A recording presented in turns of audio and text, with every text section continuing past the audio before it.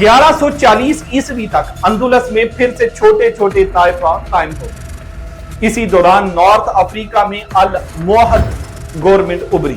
الموحدز نے افریقہ میں المروّد کو ہٹا کر اسپین میں داخل ہو کر دھیرے دھیرے پورا اندلس اپنے قبضے میں لے لیا۔ الموحد سلطانوں نے اپنا دارالحکومت سیویلے کو بنایا۔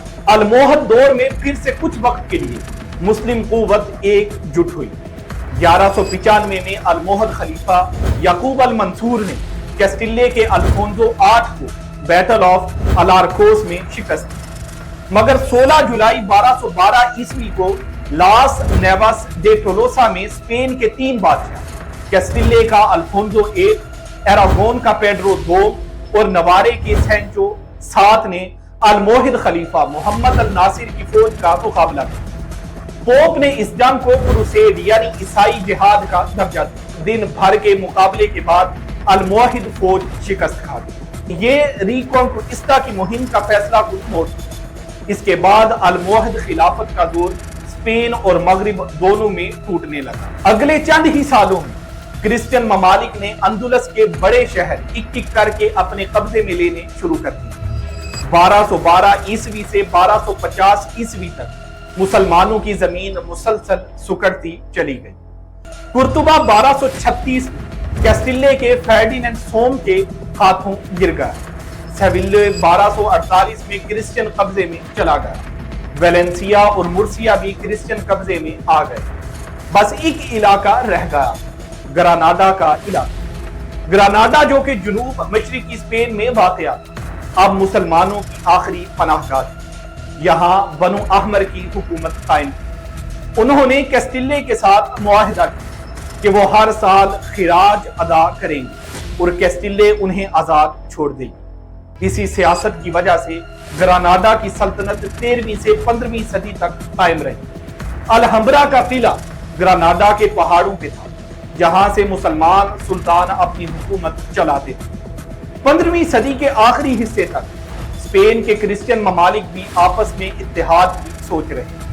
1469 میں کیسٹیلے کی ملکہ ایزابیلا اول اور ایراگون کے شہزادے فرڈینینڈ دوم کی شادی ہوئی۔ 1482 میں کیسٹیلین فوج نے گراناڈا پر حملہ کی مہم شروع کی۔ 10 سال تک محاصرہ جاری رہا۔ نصری سلطان ابو عبداللہ محمد سعد ایک طرف اپنے چچا سے جھگڑتا رہا، دوسری طرف کیسٹیلے کی چڑھائی کا سامنا کرتا رہا۔ آہستہ آہستہ گراناڈا کی سلطنت کے حصے گرنے لگے۔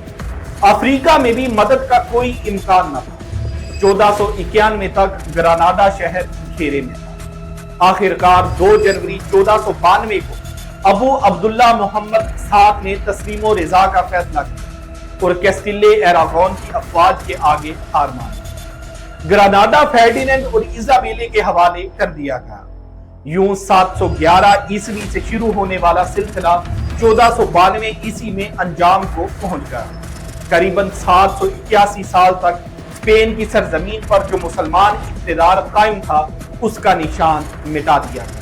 کرسچین افواج نے فتح کا جشن منایا، گرجے کی گھنٹیاں بجنے لگی اور چرچ کا گیت گانا چلنے لگا۔ اسلامک رول کا آخری چراغ اندلس میں گل ہو گیا۔ 1492 میں گراناڈا کی فتح کے ساتھ پورا آئیبیرین پیننسویلا دوبارہ کرسچین حکمرانوں کے قبضے میں تھا۔ ایزابیلا اور فرڈینینڈ کو کیتھولک مونارکس کا لقب دیا گیا کیونکہ انہوں نے ریکنکویسٹ کو مکمل کر کے اسپین میں کیتھولک حکومت قائم کی۔ فتح کے چند ہی عرصے بعد انہوں نے گراناڈا کے مسلمان عوام پر سختیاں شروع کر دی۔ مسلمز اور جیوز کو اختیار دیا گیا کہ یا تو کرسچینٹی قبول کرنے یا ملک چھوڑ کر چلے جائیں۔ یہودیوں کو نکال دیا گیا اور مسلمان اندلوسی جو رہ گئے ان کو موریسکوس بنا کر رہنے کی اجازت دی گئی۔ موریسکوس سے مراد وہ مسلمان جو ظاہری طور پر کرسچین بننے پر مجبور کر دیے گئے۔ اگلے 100 سے 120 سال میں موریسکوس کی بغاوتیں دبا دی گئی۔ آخر 16 سے 9 سے 1614 میں اسپین کے باقی ماندہ مسلمان لوگوں کو بھی جلا وطن کر دیا گیا۔ 17ویں صدی کے آغاز تک اسپین پورے طور پر کرسچین سلطنت بن گیا۔ اندلس کی داستان میں فتح بھی ہے اور زوال۔ 711 میں जबले तारीख से उठा वो शोला 1492 तक बुझ गया, मगर अपनी रोशनी का कुछ असर छोड़ गया।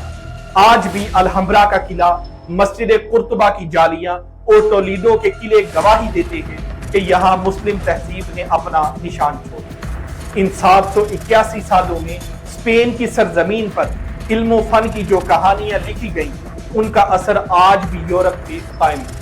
स्पेन की जमीन पर इस्लाम आया, फूला, फला और फिर रुखसत हो गया। दोस्तों, आपसे मिलते हैं अगली डॉक्यूमेंट्री में, तब तक के लिए अल्लाह।